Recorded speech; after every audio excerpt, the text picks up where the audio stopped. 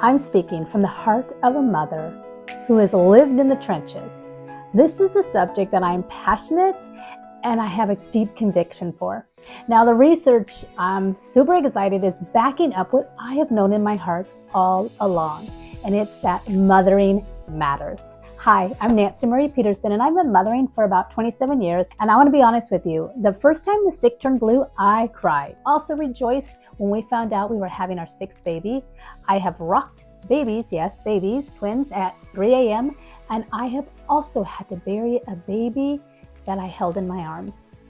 I have heard the dreaded words, your son has cancer.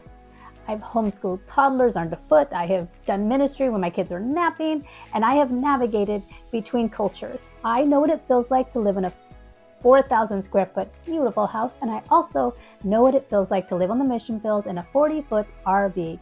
I have 6 kids, and we have been doing this family thing for a long time. I have wiped away tears, theirs and mine, and I have prayed, Lord, let this matter. Please let this matter. And you know what?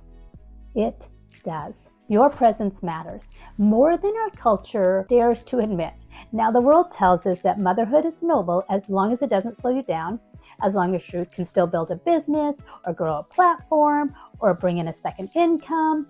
We're going to applaud you for balancing it all. But rarely is a mother honored who chooses to center her life around her family. But I want to tell you something radical. Something that is rooted in research and in God's word. Romans 12:1 says, therefore I urge you, brothers, in view of God's mercy, to offer your bodies a living sacrifice, holy and pleasing to God. This is your spiritual act of worship. Do not be transformed to the patterns of this world, but be ye transformed by the renewing of your mind. You don't have to prove your worth. Your adulting kids will be your greatest contribution to the world if it's done right. When you pour into your family, we will reap generations of blessings. Now, in the book, Being There, shares decades of clinical research showing that a mother's consistent, responsive, and emotional present care in the first 3 years of life has profound effects on a child's emotional health and future stability. Now, she's not alone. There was another research in 2023 from the developmental psychology, and it found that children in full-time daycare from infancy, especially under age 2, were more likely to experience elevated stress hormones, increased aggression, and attention issues later in life. But children who had constant care from a parent, especially their mother, showed greater resilience, better emotional regulation, and stronger emotional bonds. Now, I'm not just speaking from studies.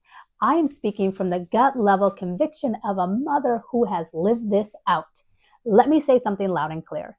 If you can be there, absolutely be there. Even if it costs you a title, even if it costs you a career, even if it means you have to downsize or live on one income or go without some things. To every mom that has sacrificed careers, accolades, affirmations for the unseen, uncelebrated moments, I see you and God sees you. I have 6 kids, and 4 of them are adulting now, and they are living out their God-given purpose with passion, clarity, and conviction.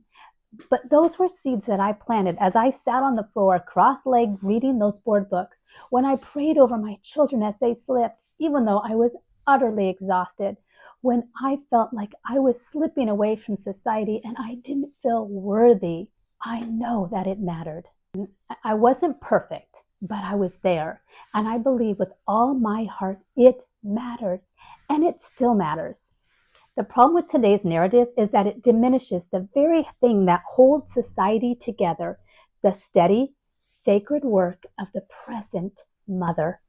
When you show up day after day and you show up with love, intention, and patience, you are doing holy work that cannot be outsourced. You cannot be replaced by programs or screens or even the best caregivers, because God designed it in you, the mother. Now, let me ask you, what kind of legacy are you building? Because the world may not understand what you're doing, but God does. Your child doesn't need a perfect mom. They need a present mom. You are their safe place. They need a mom who listens, who steadies and shepherds their heart. They need a mom who teaches them how to pray, to live, and to love. And yes, you may feel hidden now. It may feel like the world is passing you by, and while you're changing diapers and watching sticky counters, but what is hidden is not wasted. And often what is hidden is holy. All right. To the mother who has stepped off the ladder of worldly success to cradle eternal significance, I see you. Our society needs you. You may not get a paycheck. You may not get applause. And on most days, you might not even be appreciated. But let me tell you, the fruit of your labor will last and it will matter. So lean in there. Be there, not out of guilt or out of fear. Your presence is a gift, and it's time that we stop letting the world tell us what our worth is. Motherhood isn't a detour from your calling. It is your calling. It is your purpose for such a time as this. Can you feel my passion? I think this is so important, and so often mothers don't hear it. One day when the house is quiet and the diapers are gone and there's no more homework to correct, you are not going to regret the job you didn't take or the money you didn't have.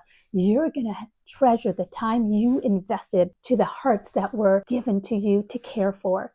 Now let's raise our kids with purpose, with faith, and with intentionality. Let's be mothers who show up, that are present today for eternity. Now let's raise the next generation of God chasers who have secure hearts and steadfast faith. Until next time, stay intentional. Happy Mother's Day.